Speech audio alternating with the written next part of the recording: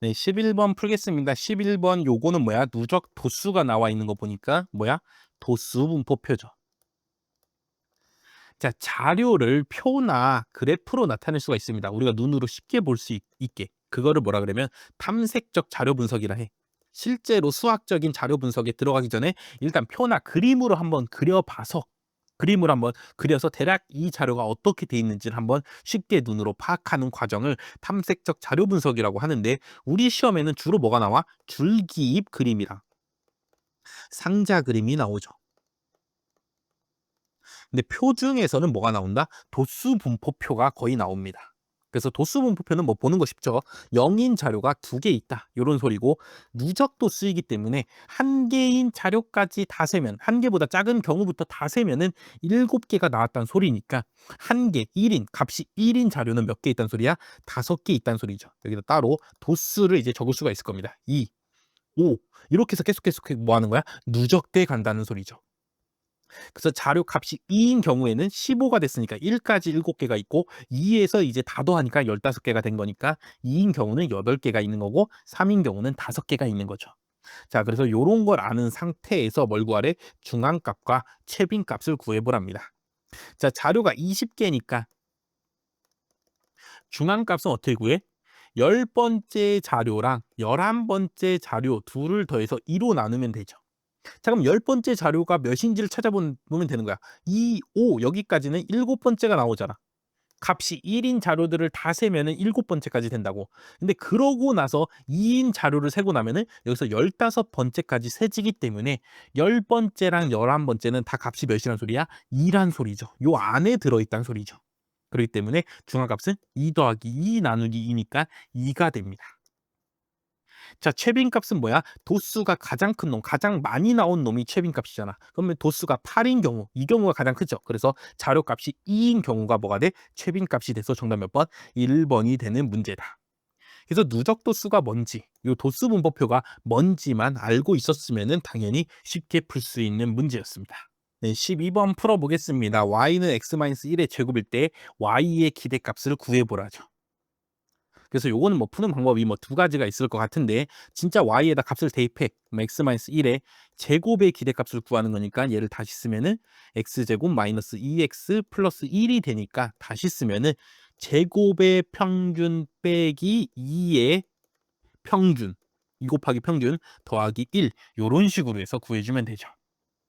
자, 그럼 다시 문제로 돌아가서 x는 무엇이냐? 도대체 동전을 2회에 던졌을 때 앞면이 나온 횟수를 x라고 한다고. 그럼 x는 나오는 경우가 2번 던져서 앞면이 나오는 경우가 몇 번, 몇 번, 몇 번, 몇 번 있어? 0번, 1번, 2번 있겠죠. 그리고 그때그때마다의 확률도 구할 수 있을 거 아니야. 2번 던졌는데 앞면이 한 번도 안 나왔어. 그럼 뒷면이 나왔다는 소리잖아. 그럼 4분의 1이죠. 2분의 1 곱하기 2분의 1이니까. 자, 앞면이 한 번 나왔어. 그럼 뒤로 나올 수도 있고 뒤앞으로 나올 수도 있잖아. 그렇죠? 4분의 1인 경우가 2번 발생하는 거기 때문에 얘는 2분의 1이다. 자, 앞면이 2번 던졌는데 앞면이 둘 다 2번 나오는 거는 앞 이렇게 나오면 되죠. 그럼 첫 번째도 앞면 나올 확률 2분의 1, 두 번째도 앞면 나올 확률 2분의 1이니까 둘이 곱해서 4분의 1. 요렇게 해서 뭐 할 수 있어? 확률 분포표 만들 수가 있죠. 그러고 나서 이제 각각의 값들을 뭐 해주면 돼? 구해주시면 되죠. 일단 평균은 너무 쉽죠. 평균 몇이야? 1이죠. 왜? 1에 대해서 지금 대칭이잖아. 1에서 한 칸씩 떨어져 있는데 확률값이 동등하니까 평균은 몇이다? 1이다라고 바로 찾아줄 수가 있고 제곱의 평균도 구해야 되니까 이 값들을 각각 뭐 해주면은 제곱해 주시면은 0, 1, 4가 되고 그때 확률 4분의 1, 2분의 1, 4분의 1이니까 요 표를 이용해서 제곱의 평균 구해주시면 곱하면 0, 둘이 곱하면 2분의 1, 둘이 곱하면 1이기 때문에 계산은 몇이야? 2분의 3이 되는 거죠. 그래서 요 값이 2분의 3이고 이 값이 1이니까 대입하고 나면 어떻게 돼? 2분의 3 빼기 2 더하기 1이니까 2분의 3 빼기 1이 돼서 2분의 1이 되겠네. 정답 몇 번? 1번이 되는 문제였습니다. 그래서 요렇게 해서 진짜 y 값을 요 값을 뭐해서 대입해서 푸는 방법이 있겠다라는 말씀을 드리고 자, 두 번째 방법은 y로 그냥 확률 변수표를 다시 만드는 거야. 그 다음에 여기서 그냥 바로 뭐 하면 돼? 기대값 구해주시면 되는 거 아니야. 그렇죠. y로 확률 변수표가 만들어져 있는데 이 y 구하라 그러면은 그냥 요 확률 분포표에서 그렇죠. 확률 분포표에서 바로 기대값을 구해주시면 되죠. 자, 그래서 x가 0인 경우에 x-1의 제곱은 몇일까? 0 빼기 1의 제곱이니까 1이 되겠죠. 그래서 요게 나올 확률은 4분의 1이고 x가 만약에 1이었어. 1을 대입해봐. 그럼 0이 나오잖아. 이게 나올 확률이 2분의 1이고 2를 대입해봐. 여기다가. 그렇죠? 그럼 2 빼기 1에 제곱하면은 1이니까 1이 나올 확률이 4분의 1이 되죠. 아하, y는 0 아니면 1인 값만 나오는데 보니까 0이 나올 확률은 2분의 1이고 1이 나올 확률은 요 경우를 다 더해주게 되면은 2분의 1이 되니까 y는 무슨 분포야? 0 아니면 1만 나오는데 1이 나올 확률이 2분의 1인 걸 내가 알고 있어. 그럼 얘는 무슨 분포? 베르누이 분포라는 걸 알 수 있죠. y는 어떻게 보면은 베르누이 분포라고. 그래서 베르누이 분포의 확률은 기대값은 뭐냐? 베르누이 분포일 때 기대값은 그냥 p입니다. 그래서 p 구하면 2분의 1이다 해서 정답 1번 찾아줄 수 있습니다. 또는 그냥 이 확률 분포 표에서 y의 기대값 찾아서 풀어줄 수도 있죠. 그렇죠? 요렇게 곱한 값만 더해주면 되니까. 요게 y가 베르누이 분포였다는 뜻까지도 담겨 있다라는 것까지도 물론 여러분들이 알게 되시면은 그것까지도 파악하시면은 물론 좋기 때문에 추가로 설명을 드렸고 어쨌든 뭐 1번 방법으로 푸나 2번 방법으로 푸나 어쨌든 답만 구하시면 된다. 그렇죠. 이게 무슨 분포냐까지 묻는 문제는 그 정도까지는 요즘에 시험에 나오지 않기 때문에 그냥 바로 요 수식 보고 바로 요 y에다가 대입해서 풀 수 있으면 된다. 어쨌든 요 방법으로 풀든 요 방법으로 풀든 별로 어렵지 않은 쉬운 문제였다라고 말씀을 드리겠습니다. 네, 13번 너무 쉽죠. x, y의 공분산이 0.4일 때 x 플러스 1과 마이너스 2y 플러스 2의 공분산을 구하면 어떻게 되냐? 얘네 둘이 곱해서 앞으로 튀어나가니까 마이너스 2xy의 공분산이 된다. xy의 공분산 0.4였으니까 대입하면은 마이너스 0.8이 된다. 정답 몇 번? 1번이다. 끝. 별로 어렵지 않은 그럼 별로 어렵지가 않죠. 그냥 아주 쉬운 그냥 주는 문제였습니다. 네, 점수가 평균이 70점이고 표준편차가 10점인 정규분포를 따를 때 하위 5%에 해당하는 점수의 최대값 구해보랍니다. 정규분포니까 일단 그래프를 그려보면은 이렇게 생겼는데 평균이 몇이고 70이고 표준편차가 10인 요런 정규분포 따르고 있는데 하위 5%는 어디 있는 애들이야? 여기 있는 애들이죠. 여기 나올 확률이 5%가 되는 애들이 하위 5%잖아. 그럼 이 중에서 최대인 놈은 누구야? 딱 이 경계에 있는 경우죠. 그래서 이 경우를 x라고 한다면은 이 x 값이 몇이냐를 한번 구해보라죠. 자, 정규분포니까 이제 뭘로 바꿔야 돼? 표준 정규분포로 바꿔야죠. 자, 표준 정규분포로 바꾸면은 평균이 몇이 돼?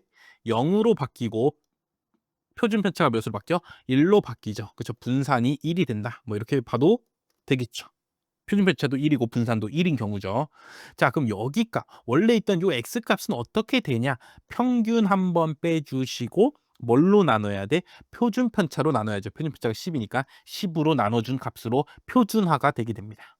그러고 나서 이 값보다 작은 값이 나올 확률이 지금 몇 프로야? 5%인 거죠. 그럼 요 값은 뭐야? 요 값은 z 0.05에다가 마이너스 취한 값이죠.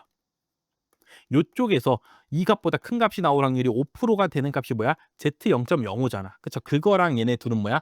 대칭이기 때문에 0에 대해 대칭이기 때문에 여기다 마이너스 붙인 값이 되는 거죠. 자, z 0.05가 몇이야? 여기 단하고 주어져 있는 걸 보면은 1.645죠. 그래서 이 값이 마이너스 1.645가 되는 거죠. 그렇죠? 이거 보고서 여러분들 찾아낼 수 있어야 됩니다.